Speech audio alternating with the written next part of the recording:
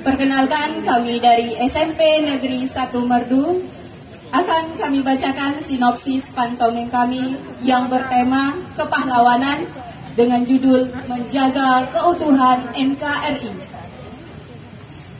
Ketika Rafa bangun pagi, dia teringat akan cita-citanya untuk menjadi TNI.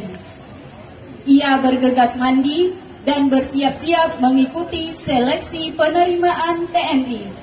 Di waktu yang sama, Radit selaku panitia seleksi juga mengawali harinya dengan mandi dan sarapan, serta mempersiapkan dokumen untuk seleksi.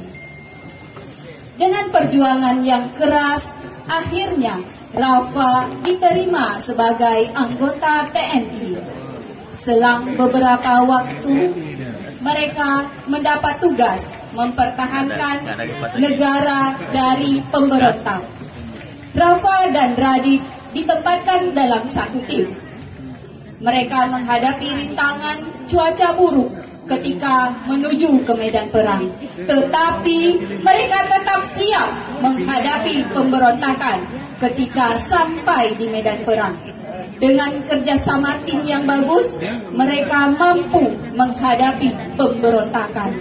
Walaupun Radit gugur, mereka mampu mempertahankan NKRI dan mengibarkan bendera merah putih.